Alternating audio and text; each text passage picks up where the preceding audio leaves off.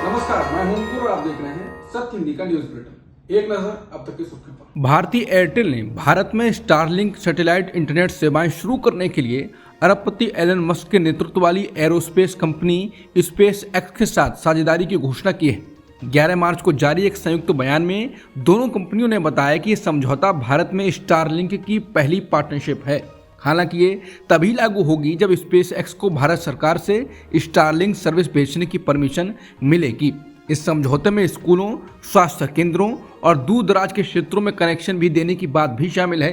ये घोषणा तब हुई है जब कुछ हफ्ते पहले भारत के पीएम मोदी ने वॉशिंगटन में एलन मस्क से मुलाकात की थी। हालांकि अब अडानी के जियो की मुश्किलें बढ़ सकती हैं।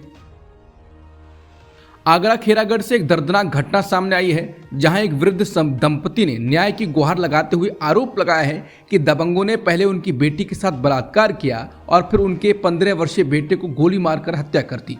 इतना ही नहीं, उन्होंने पुलिस पर भाई को झूठे मामले में फंसाने का आरोप लगाया। दबंगों ने लोकल पुलिस के साथ मिलकर भाई पर भी झूठा केस लगाया ताकि रेप केस में सपोर्ट न करें।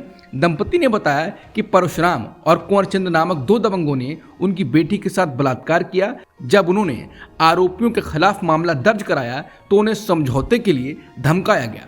दंपति के अनुसार उनके बेटे ने बलात्कार के मामले में गवाही दी थी। इससे नाराज होकर आरोपियों ने 24 मई 2024 को उनके 15 वर्षीय बेटे की गोली मारकर हत्या कर दी। दंपति ने पुलिस पर आरोपियों के साथ मिलीभगत करने और उनके भाई को झूठे मामले में फंसाने का आरोप लगाया है। उन्होंने कहा कि उन्होंने कई बार अधिकारियों से शिकायत की, लेकिन कोई सुनवाई नहीं हुई। सोमवार को दंपति डीसीपी पूर्वी के कार्यालय में न्याय की गुहार लगाते हुए पहुंचे। उन्होंने अपने बेटी की तस्वीर दिखाई और रोते हुए बताया कि उनका पूरा परिवार बर्बाद हो गया।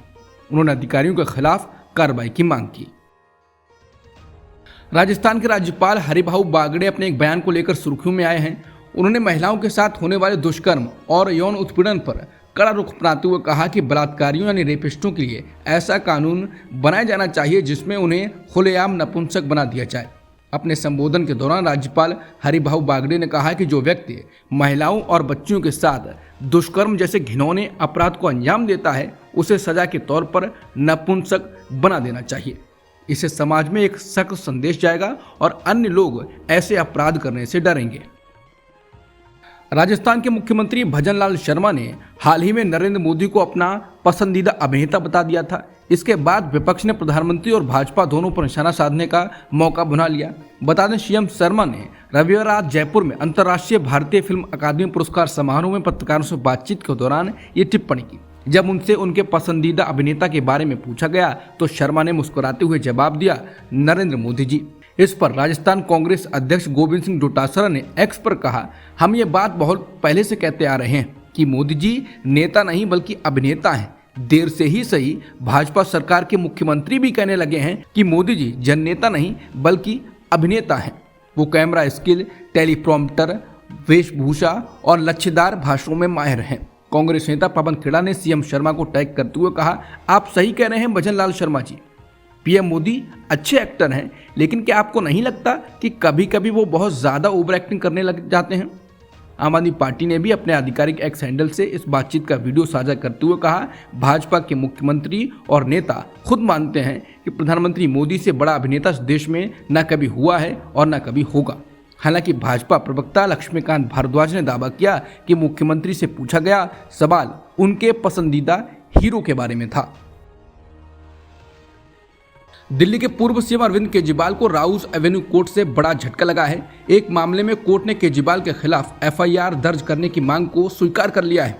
2019 में की गई शिकायत में आरोप लगाया गया था कि केजरीवाल पूर्व आप विधायक गुलाब सिंह और द्वारका की पार्षद रही नितिका शर्मा ने दिल्ली में विभिन्न जगहों पर बड़े आकार के होर्डिंग लगाकर जानबूझकर सार्वजनिक धन का दुरुपयोग किया है। शिकायत में इन सबके खिलाफ एफआईआर की मांग की गई थी।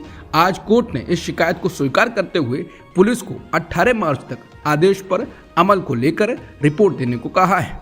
मंगलवार को उत्तर प्रदेश के मुख्यमंत्री योगी आदित्यनाथ ने झांसी में स्मार्ट सिटी अस्पताल के उद्घाटन के दौरान जनता को संबोधित किया।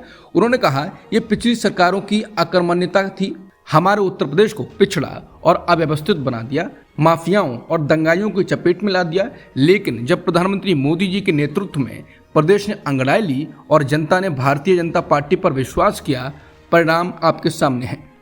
यही माफिया की गिरफ्त में आया प्रदेश, दंगाइयों को गिरफ्त में आया प्रदेश आज विकास के नए नए कीर्तिमान स्थापित कर रहा है। इसी के साथ उन्होंने उत्तर प्रदेश को देश का ग्रोथ इंजन वाला राज्य बताया और दावा किया है कि उत्तर प्रदेश की दूसरी सबसे बड़ी अर्थव्यवस्था वाला राज्य है। राज्यसभा में कांग्रेस सांसद और नेता प्रतिपक्ष मल्लिकार्जुन खड़गे का एक बयान चर्चा में आ चुका है। जब लगातार चेयर की तरफ से उन्हें बोलने से रोका गया, खड़गे ने गुस्से में कह दिया कि क्या क्या ठोकना है, हम ठीक से ठोकेंगे, सरकार को ठोकेंगे। खड़गे ने आरोप लगाया कि यहाँ पर तानाशाही चल रही है, किसी को भी बोलने नहीं दिया जा रहा है। लेकिन खड़गे का ठोक देंगे कहना बीजेपी अध्यक्ष जेपी नड्डा को रास नहीं आया। उन्होंने राज्यसभा में ही इस मुद्दे को उठाया और खड़गे से माफी मांगने के लिए कहा। जेपी नड्डा ने सख्त लहजे में बोला, ये तो बहुत दुर्भाग्यपूर्ण है। वर्तमान नेता विपक्ष जिनका संसद में इतना लंबा अनुभव है, उन्होंने इस तरह की भाषा का इस्तेमाल किया है, ये पूरी निंदनीय है। चेयर के प्रति ऐसा शब्द का इस्तेमाल होना, इसे स्वीकार नहीं किया जा सकता है। फिर भी एलओपी को माफी तो मांगनी ही चाहिए, उन्हें अपने शब्द को वापस लेना चाहिए। अब जब इस मुद्दे पर विवाद ज्यादा बढ़ा तो मल्लिकार्जुन खड़गे ने सफाई पेश की। उन्होंने कहा कि मैं माफी चाहता हूँ, मैंने आपके लिए कुछ नहीं बोला था, सरकार के लिए बोल रहा था। अगर मेरी बातों का बुरा लगा या ठेस पहुंची, मैं माफी चाहता हूं। लेकिन खड़गे की ये सफाई जेपी नड्डा को रास नहीं आई। उन्होंने फिर पलटवार करते हुए कहा कि अगर सरकार के लिए भी उनकी तरफ से ऐसे शब्दों का इस्तेमाल हुआ, इसे भी स्वीकार नहीं किया जा सकता, ये भी निंदनीय ही है। कांग्रेस नेता गौरव गोगोई ने मंगलवार को संसद सत्र के दौरान लोकसभा में अपनी बात रखते हुए मणिपुर का मुद्दा उठाया। इस बीच उनकी वित्त मंत्री निर्मला सीतारमण से बहस भी हुई। वहीं गौरव गोगोई ने कहा कि केंद्र सरकार मणिपुर में बंदूक की नोक पर शांति लाने में फेल रही है और उन्होंने प्रधानमंत्री मोदी से राज्य का दौरा करने और लोगों की आशंकाओं और चिंताओं को सुनने का आग्रह भी किया। उन्होंने जोर देकर कहा कि पूर्वोत्तर राज्य में बंदूक की नोक पर शांति बहाल नहीं की जा सकती है और केवल राजनीतिक समाधान ही इसका रास्ता है। कांग्रेस नेता गौरव गोगोई ने संसद में बोलते हुए ट्रंप के टैरिफ का जिक्र किया। वो मणिपुर पर बोल रहे थे, फिर उन्होंने कहा कि पीएम मोदी को सुनना चाहते हैं। अमेरिका के राष्ट्रपति ट्रंप ने कहा कि भारत ने कबूल कर लिया है कि टैरिफ घटेगा। फिर स्पीकर ओम बिरला कहते हैं, ये टैरिफ कहां से आ गया बीच में। इसके बाद गौरव गोगोई बताते हैं कि मैं उत्तर देता हूं, ये टैरिफ कैसे बीच में आया। उन्होंने कहा कि ये टैरिफ हमारे ऑटोमोबाइल से जुड़ा है, ये टेक्सटाइल से जुड़ा है, ये किसानों के साथ जुड़ा हुआ है। हमारे किसानों को हमें बचाना है, इसलिए हम कौन से सब्जेक्ट पर अमेरिका को सूची दे रहे हैं, क्योंकि बहुत सी चीजें पीएम मोदी के लिए व्यक्तिगत होती हैं। व्यक्तिगत मामला बोलते ही ओम बिरला बीच में कूद गए। उन्होंने कहा कि जो विषय है उस पर भूलिए, आप पॉलिटिकल बात करेंगे क्या, ये तरीका ठीक नहीं, माइक बंद हो जाएगा ऐसे बोलेंगे तो। बता दें, पीएम मोदी से जब अमेरिका में अडानी को लेकर सवाल पूछा गया था तो उन्होंने इसको व्यक्तिगत मैटर कहकर टाला था। इसके बाद कांग्रेस और विपक्ष हमलावर हो गए थे और वही आज गौरव गोगोई ने संसद में बोल दिया। फिर ओम बिरला तुरंत बीच में आ गए, धमकी देने लगे माइक बंद करने की। भारत और अमेरिका के बीच चल रहे टैरिफ विवाद पर केंद्र सरकार ने संसद में जवाब दिया है। केंद्र सरकार की ओर से कहा गया कि अभी तक अमेरिका ने भारत पर कोई रेसिप्रोकल टैरिफ टैक्स नहीं लगाया है। लोकसभा में एक सवाल का लिखित जवाब देते हुए वाणिज्य एवं उद्योग राज्य मंत्री जितिन प्रसाद ने यह भी कहा कि भारत और अमेरिका एक नए ट्रेड एग्रीमेंट पर चर्चा कर रहे हैं, जिसमें दोनों देश इंपोर्ट ड्यूटी टैरिफ को कम करने, आपूर्ति को बढ़ाने पर ध्यान केंद्रित करेंगे। उन्होंने कहा कि इससे दोनों देश का फायदा होगा। बता दें, ट्रंप लगातार भारत पर हमला कर रहे हैं, वो कुछ न कुछ ऐसा लगातार बोल रहे हैं जिससे भारत का अपमान होता है, लेकिन पीएम मोदी चुप्पी साधे हुए हैं।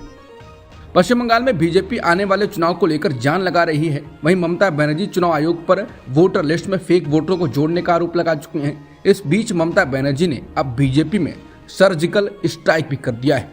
उन्होंने अब हल्दिया से बीजेपी के विधायक तापसी मंडल को टीएमसी में शामिल करा लिया है। बता दें, ये बीते 4 सालों में सत्ताधारी टीएमसी का दामन थामने वाली चौथी विपक्षी विधायक हैं। उनके टीएमसी में जाने के साथ ही पश्चिम बंगाल विधानसभा में बीजेपी के विधायकों की संख्या गिरकर 65 पर आ गई है। बीजेपी छोड़कर टीएमसी में जाने वाले में मुकुल रॉय, कृष्ण कल्याणी, विश्वजीत दास जैसे नेता शामिल हैं। अब तापसी मंडल का टीएमसी में जाना इसलिए भी बीजेपी के लिए बड़ा झटका माना जा रहा है क्योंकि वो हल्दिया में खासा प्रभाव रखती हैं। द इंडियन एक्सप्रेस की रिपोर्ट के अनुसार पूर्वा मेदिनीपुर जिले में 16 विधानसभा सीटें हैं। इनमें से बीजेपी के पास 7 सीटें हैं। इन 7 सीटों में ही शुभेंदु अधिकारी की नंदीग्राम विधानसभा सीट शामिल है। साल 2024 के विधानसभा चुनाव में बीजेपी ने जिले में 2 संसदीय सीटों पर कब्जा किया और 16 में से 15 विधानसभा सीटों पर बढ़त बनाई। अब टीएमसी तापसी मंडल के जरिए क्षेत्र में अपनी पकड़ मजबूत करने की कोशिश करेगी। बीजेपी के लिए ये झटका इसलिए भी घातक है क्योंकि 2021 में पश्चिम बंगाल विधानसभा चुनाव जीतने में विफल रहने के बाद से भगवा दल नेताओं की कमी का सामना कर रही है। ये झटका भी उसे विपक्ष के नेता शुभेंदु अधिकारी के क्षेत्र में लगा है। महाराष्ट्र में मत्स्य पालन मंत्री नितेश राणे ने एक नई शुरुआत कर दी है। उन्होंने महाराष्ट्र में मल्हार सर्टिफिकेशन की शुरुआत की है। इसके तहत राज्य भर में झटका मटन बेचने वाली दुकानों का रजिस्ट्रेशन करा जाएगा। इसके लिए एक वेबसाइट भी लॉन्च की गई है। मीट की दुकान चलाने वाले हिंदू लोगों को यह सर्टिफिकेट जारी किया जाएगा। मल्हार सर्टिफिकेट लेकर सिर्फ झटका मीट बेचा जाएगा। नितेश राणे ने लोगों से अपील की है कि वो लोग केवल प्रमाणित हिंदू विक्रेताओं से ही मांस खरीदें। उन्होंने कहा इस मल्हार सर्टिफिकेट का अधिक से अधिक उपयोग किया जाना चाहिए और हिंदुओं को बिना मल्हार सर्टिफिकेट वाली दुकानों से मांस नहीं खरीदना चाहिए। यूपी सरकार में मंत्री रघुराज सिंह ने विवादित बयान दिया है। उन्होंने कहा है कि होली के रंग से जिसे भी ज्यादा दिक्कत हो रही है वो हिजाब पहन ले। उन्होंने यहाँ तक कहा है कि जैसे मुस्लिम महिलाएं हिजाब पहनती हैं, पुरुष भी हिजाब पहन लें। हिजाब इसलिए पहने जिससे आपकी टोपी और शरीर सुरक्षित रहे। अब मंत्री के इस बयान पर बवाल हो गया है। इसकी आलोचना की जा रही है। बता दें इससे पहले योगी के पुलिस अधिकारी और खुद योगी कह चुके हैं कि दोपहर 2 बजे तक हिंदुओं को होली खेलने दें, उसके बाद नमाज अदा कर लें। सीओ अनुज चौधरी ने भी कहा था कि रंग से अगर दिक्कत है तो घर में नमाज पढ़ी जाए। अब उन्हीं बयानों के बाद एक कदम आगे बढ़कर मंत्री रघुराज सिंह ने विवादित बयान दे दिया। उत्तर प्रदेश में संभल की पुलिस अधिकारी अनुज चौधरी के होली के त्योहार और जुमे की नमाज से जुड़े बयान पर बहुजन समाज पार्टी की राष्ट्रीय अध्यक्ष मायावती बोली हैं। उन्होंने अपने एक्स अकाउंट पर लिखा है कि जैसा कि विदित है कि इस समय रमजान चल रहे हैं और इसी बीच जल्दी होली का भी त्योहार आ रहा है, जिसे मद्देनजर रखते हुए यूपी सहित पूरे देश में सभी राज्य सरकारों को इसे आपसी भाईचारे में तब्दील करना चाहिए, तो ये सभी के हित में होगा। उन्होंने इस मुद्दे पर राजनीति न करने और सभी धर्मों के अनुयायियों को बराबर मान सम्मान करने की सलाह दी है। उन्होंने ये भी लिखा है कि संभल की तरह अधिकारियों का गलत इस्तेमाल करना ठीक नहीं तथा इनको कानून व्यवस्था पर विशेष ध्यान देना चाहिए। पूर्व मुख्यमंत्री नवीन पटनायक के नेतृत्व वाली बीजू जनता दल 22 मार्च को चेन्नई में परिसीमन मुद्दे पर विचार विमर्श में भाग लेगी। तमिलनाडु के मुख्यमंत्री एम.के. स्टालिन के निर्देश पर डीएमके नेता दयानिधि मारन और तमिलनाडु के आईटी मंत्री ने मंगलवार को पटनायक से मुलाकात की, जिसके बाद बीजेडी ने इसमें भाग लेने पर सहमति जताई। बता दें स्टालिन ने जनसंख्या आधारित परिसीमन के खिलाफ अलग अलग राजनीतिक दलों से समर्थन जुटाने के लिए एक संयुक्त कार्रवाई समिति की बैठक बुलाई थी। बता दें दक्षिण भारत के राज्यों के नेताओं को डर है कि वो लोकसभा सीटों पर हार जाएंगे, सीटें कम हो जाएंगी। बिहार के भोजपुर जिले में सोमवार को एक आभूषण की दुकान में 25 करोड़ रुपए से ज्यादा की लूट हो गई। इसे लेकर राष्ट्रीय जनता दल के नेता तेजस्वी यादव ने बिहार की नीतीश सरकार पर निशाना साधा। उन्होंने सोशल मीडिया प्लेटफॉर्म एक्स पर एक पोस्ट में लिखा कि प्रतिदिन बिहार में सैकड़ों राउंड गोलियां चलती हैं, सैकड़ों हत्याएं होती हैं, लूटपाट, चोरी, अपहरण और बलात्कार का कोई लेखा जोखा नहीं है। उन्होंने कहा कि बाकी मुख्यमंत्री अचेत अवस्था में हैं, भ्रष्टाचारी और गुंडे सरकार चला रहे हैं। आप खुद अपने परिजनों का ख्याल रखें। बलूच लिबरेशन आर्मी ने पाकिस्तान के बलूचिस्तान में जाफर एक्सप्रेस को हाईजैक कर लिया है। इतना ही नहीं, बलूच आर्मी ने ट्रेन में सवार सभी यात्रियों को बंधक बना लिया है। बलूच लिबरेशन आर्मी ने सोशल मीडिया पर ट्रेन को हाईजैक करने की जानकारी दी। बीएलए की तरफ से कथित रूप से जारी एक बयान में भी सोशल मीडिया पर चल रहा है, जिसमें स्पष्ट किया गया है कि अगर उनके खिलाफ मिलिट्री एक्शन लिया जाता है तो वो सभी की हत्या कर देंगे। अब तक की सुर्खियों में इतना ही। बाकी खबरों के लिए बने रहिए सत्यहिंदी.com के साथ।